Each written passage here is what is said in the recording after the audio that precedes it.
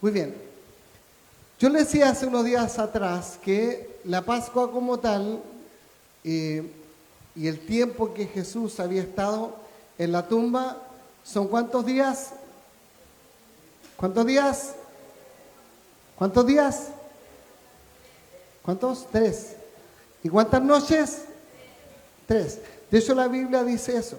La Biblia dice, y esto está en la clave en Mateo capítulo 12, 39 y 40, dice, la generación mala y adúltera demanda señal, pero señal no le será dada, sino la señal del profeta Jonás. Porque como estuvo Jonás en el vientre del gran pez 3 días y 3 noches, así estará el Hijo del Hombre en el corazón de la tierra 3 días y 3 noches. O sea, no hay ninguna posibilidad de que ocurriera como hoy día muchas comunidades cristianas dicen que en realidad es desde el día viernes y hasta el domingo. O sea, no hay cálculo posible para eso. ¿Estamos de acuerdo? Porque en realidad no podríamos nosotros decir que Jesús falleció un viernes y resucitó un domingo en la mañana, porque los números no dan. ¿Sí? Porque si incluso nosotros quisiéramos decir viernes en la tarde, hasta el día sábado en la tarde tenemos un día y una noche, ¿cierto? Pero desde el sábado en la tarde hasta el domingo en la mañana tenemos 2 noches y no alcanzamos a tener 2 días, porque es domingo en la mañana. De hecho, las mujeres, dice la Biblia, que ellos llegaron muy temprano en la madrugada hasta la tumba y él ya no estaba. Entonces, no alcanzamos a tener 3 días y 3 noches. No se puede. De hecho, literalmente lo que la Escritura dice es 3 días y 3 noches. No hay como uno quisiera ni siquiera acomodarlo, no da. Entonces, y es por eso que nosotros entendemos que ocurren varias cositas. Por ejemplo,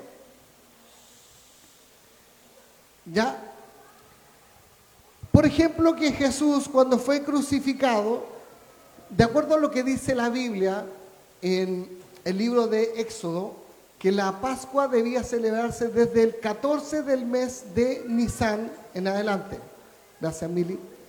Y si es del día 14, ahí uno empieza a mirar hacia atrás, ¿esta fecha cuándo es? ¿Usted sabía que realmente nuestro calendario está desfasado? ¿Sabía eso?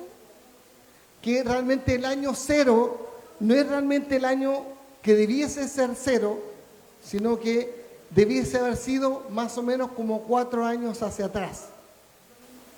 Ya. Entonces le decía yo de que nuestro calendario está desfasado, más o menos 4 años.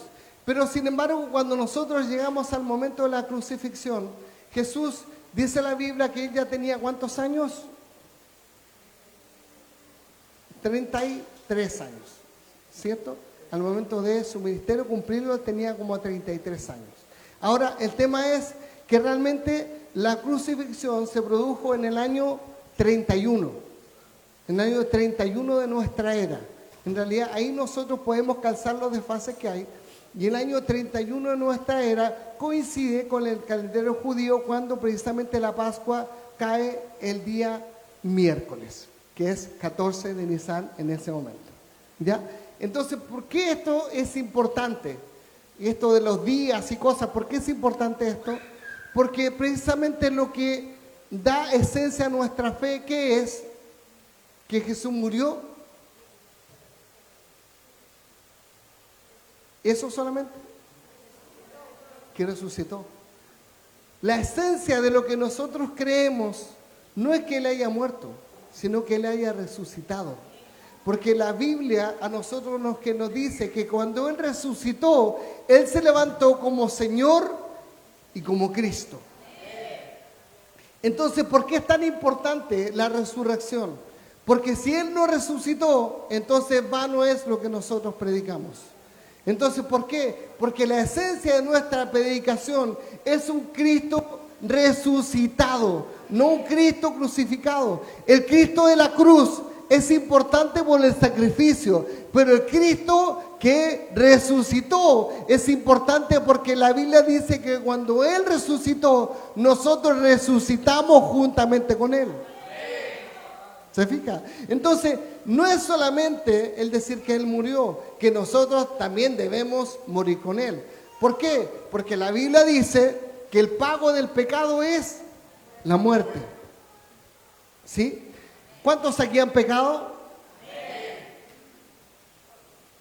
¿Cuántos aquí han pecado? Se me hace que todos. Incluso los que me ponen cara de no sé, no estoy seguro. Sí, todos. La Biblia dice que todos pecamos, todos. De hecho, como la Biblia dice que todos pecamos, entonces el que dice yo no he pecado, ese ya pecó porque es mentiroso. Porque está contradiciendo lo que la Biblia dice. Entonces, en definitiva, todos pecamos aquí. Así que mira al que está a tu lado y ve que tiene cara de pecador.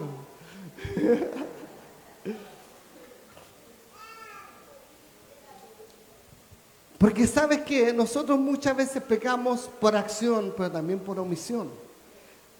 De hecho, Pablo decía, lo que no quiero hacer, eso hago. Y lo que quiero hacer, eso no hago. Entonces eso le suena de repente como al cristiano promedio, que de repente dice, esta semana voy a ayunar. Y no ayuna. Pero esa semana que iba a ayunar termina pecando. Entonces lo que quería hacer no lo hizo, pero lo que él no quería hacer, eso hizo. ¿Se dan cuenta que en realidad nosotros estamos sujetos a nuestra naturaleza pecaminosa? La idea es que nosotros cada vez pequemos menos, porque nosotros estamos yéndose a la estatura del varón perfecto. Entonces, cuando nosotros vamos cambiando en el Señor, cada día nosotros también vamos perfeccionándonos.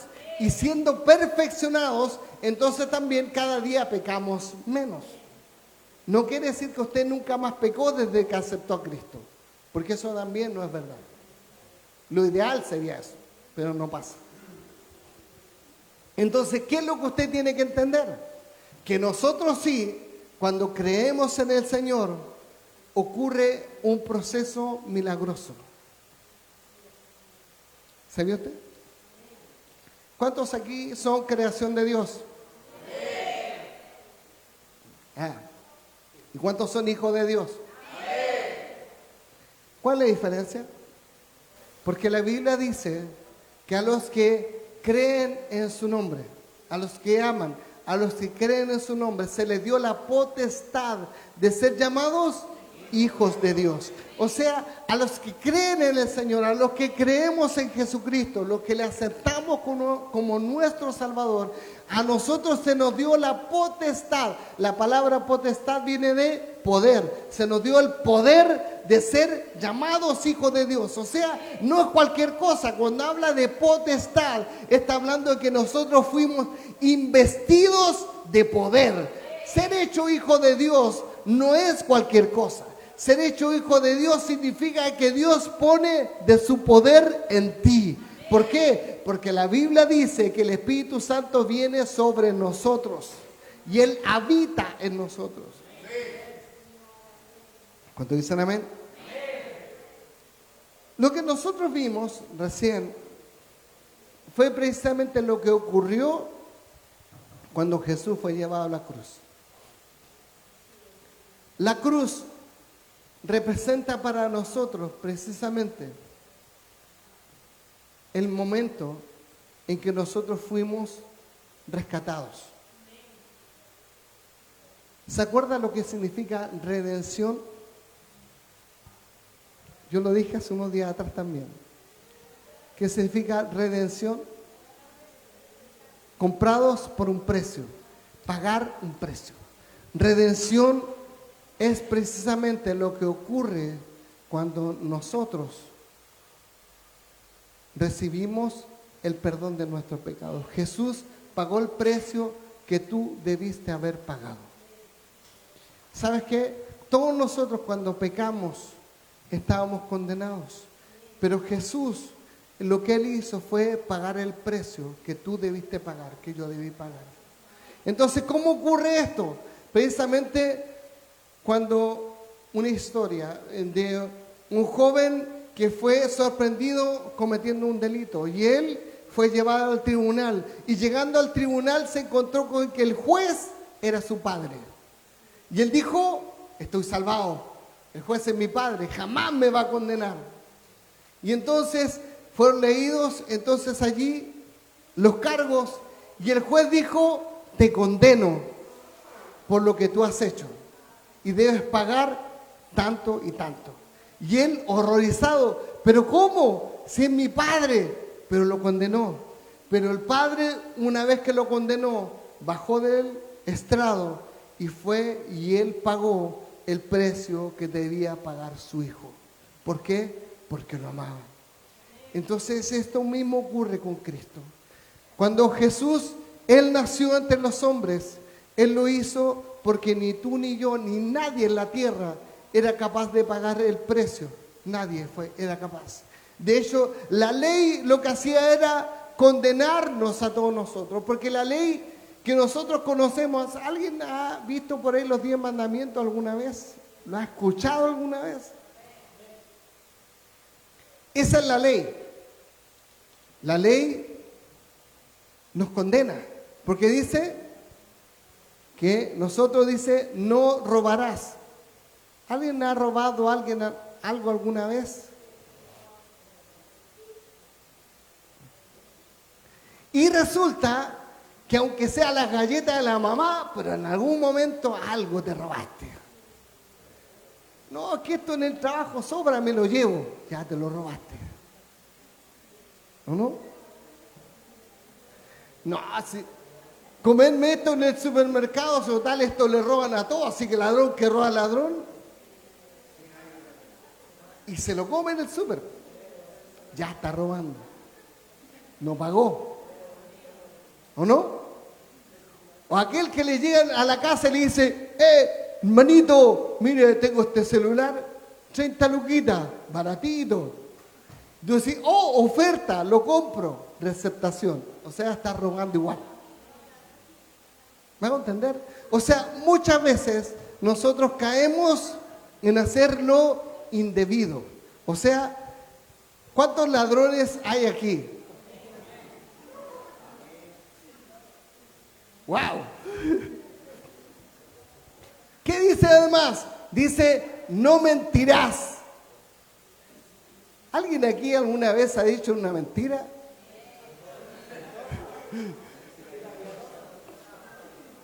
Mentira piadosa, dice por ahí.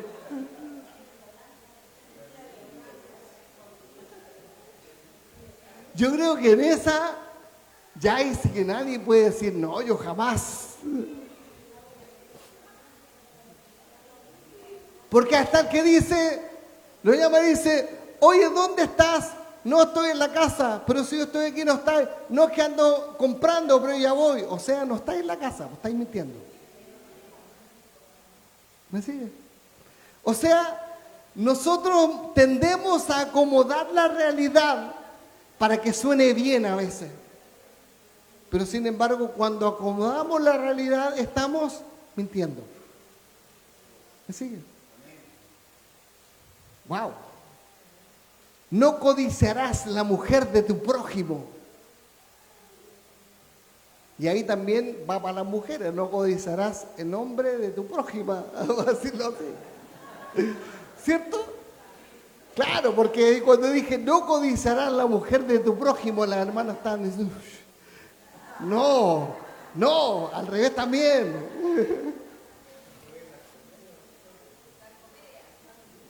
Claro, porque resulta que usted ha visto de repente cuando yo le he dicho, y la pastora siempre dice, cuando vas por la calle y aparece un pecado rico caminando así.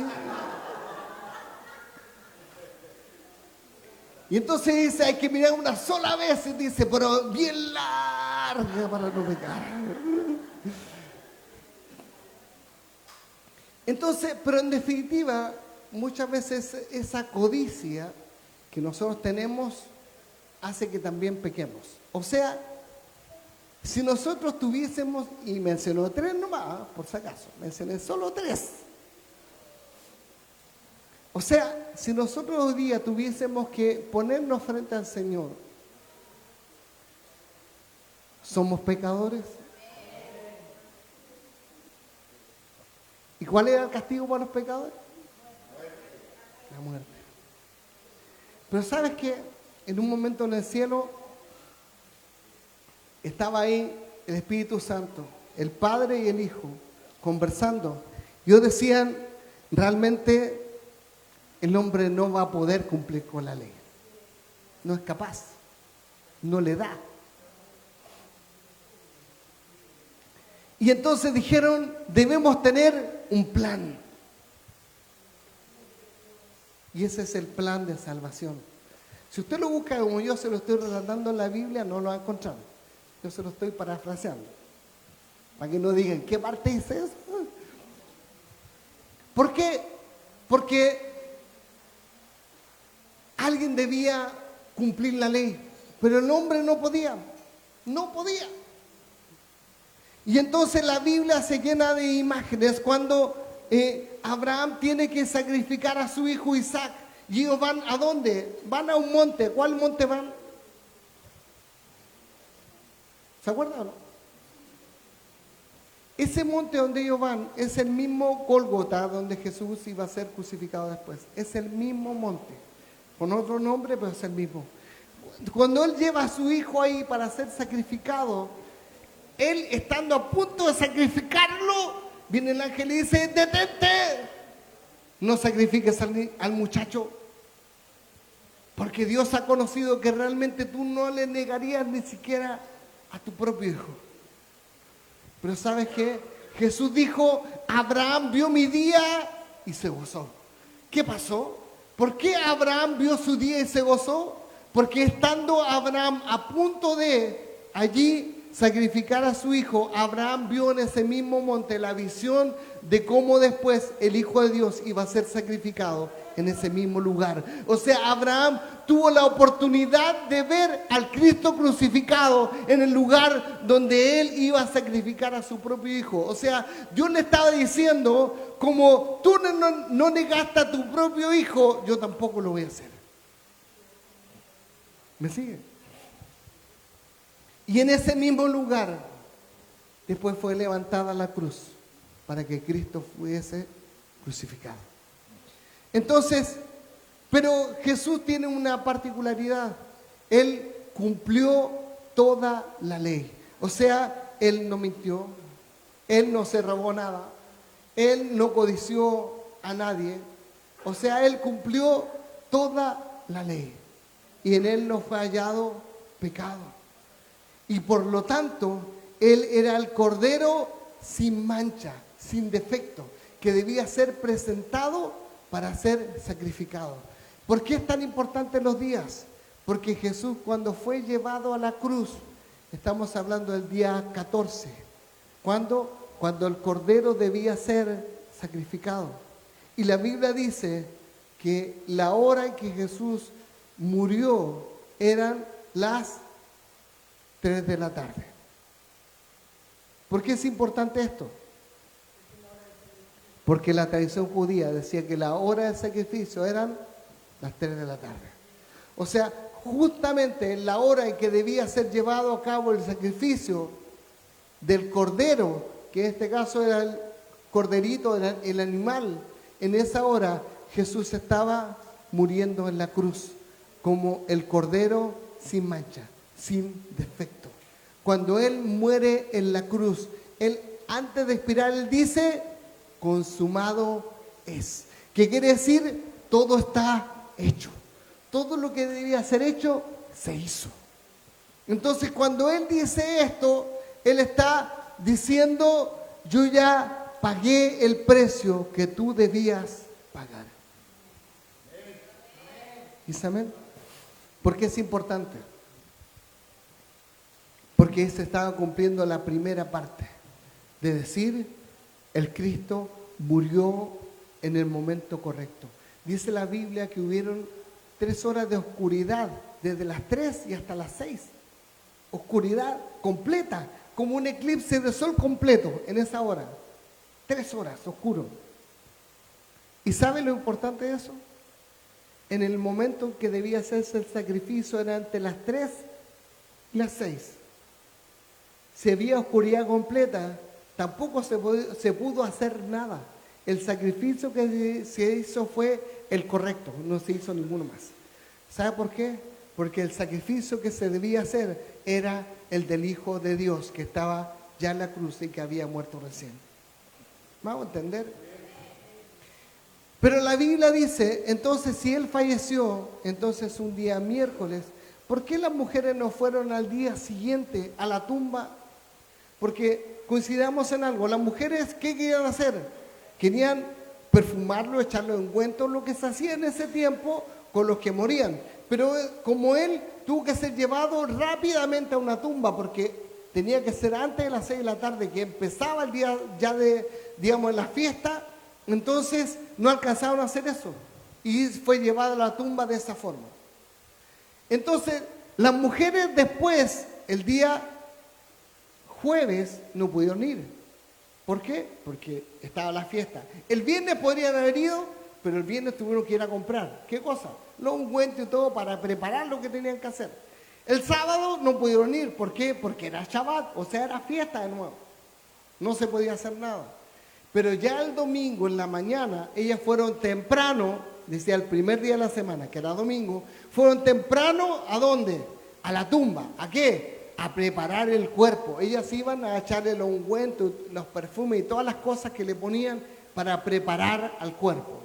Pero cuando ellas llegaron, alguien se les apareció antes y les dijo, ¿por qué buscáis entre los muertos al que vive? Wow. ¿Por qué buscáis entre los muertos al que vive?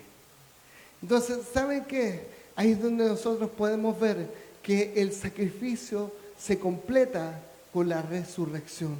¿Sabes que la Biblia dice que como Él resucitó, nosotros también resucitaremos juntamente con Él? ¿Sabes qué? La Biblia dice que nosotros resucitaremos con el Señor. ¿Por qué? Porque nosotros también decidimos morir con Él. ¿Cuándo? Cuando nos bautizamos.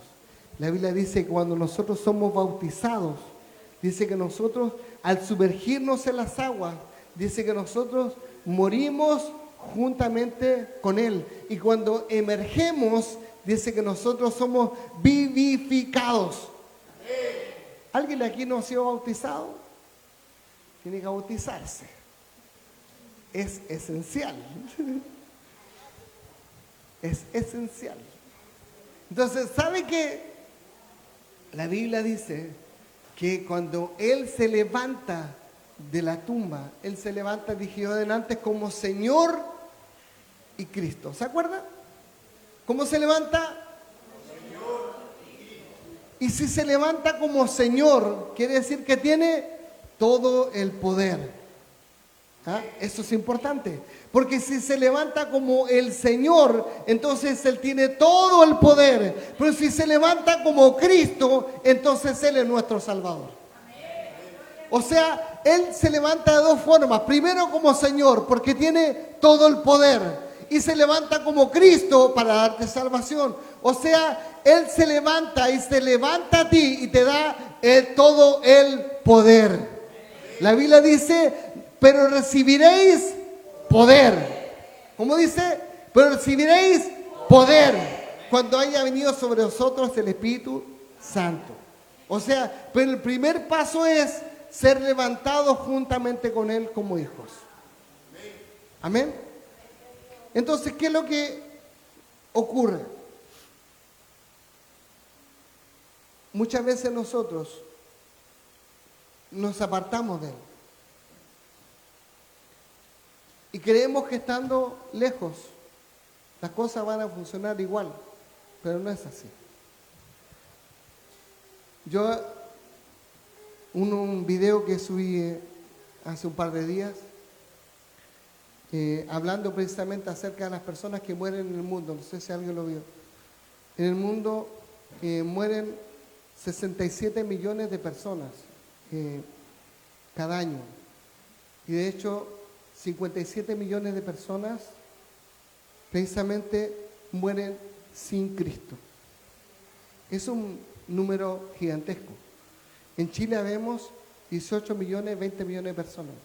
Y estamos hablando de 57 millones de personas que mueren sin Cristo cada año. Es un número tremendo. En Chile, si nosotros consideramos 20 millones de personas, y además si consideramos también que en Chile más o menos un 30% de las personas son cristianos, ¿sabía usted que en Chile diariamente mueren 400 personas? Diariamente. El día de hoy van a morir 400 personas en promedio. 400. Si usted saca el 30% de que son cristianos y pensando que son cristianos, que realmente son cristianos, no que van a la iglesia de vez en cuando y después afuera hacen lo que quieren, hablando de cristianos en serio. Si supusiéramos que todos los que se declaran cristianos, que son el 30%, son salvos, de los que mueren, hay 280 personas que mueren diariamente sin Cristo. 280 personas diarias en Chile.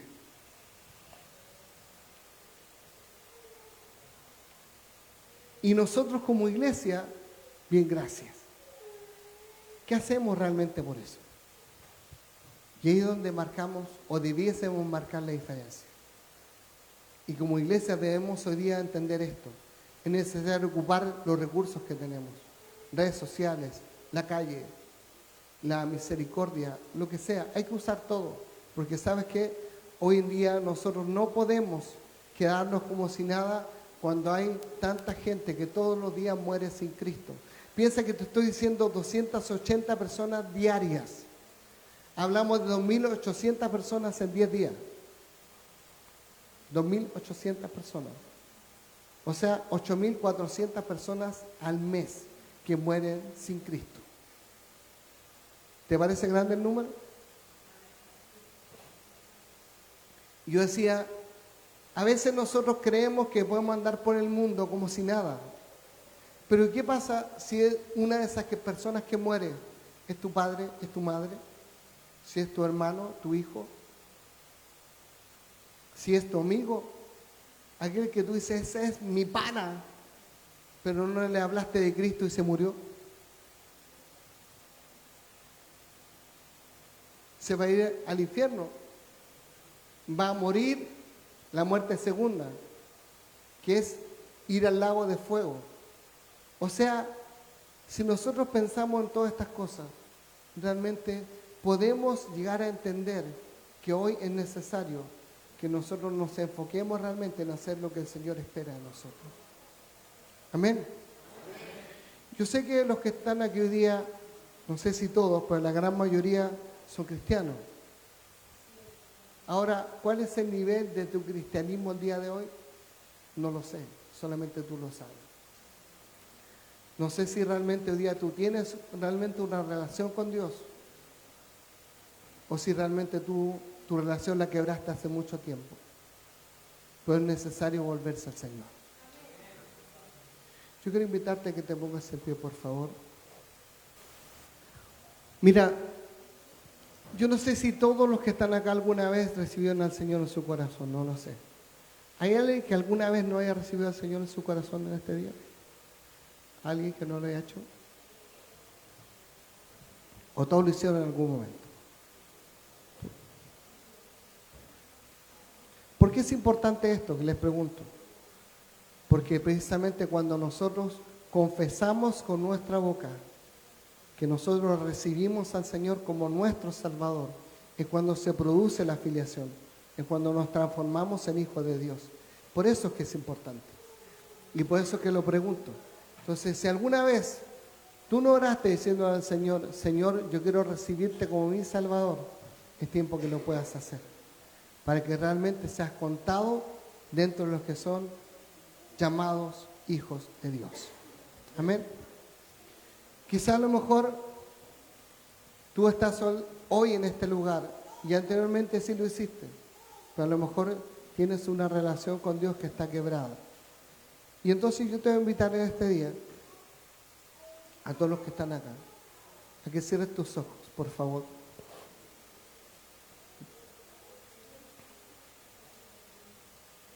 Y que le puedas decir conmigo: Señor Jesús, en esta hora reconozco que he pecado muchas veces, pero también reconozco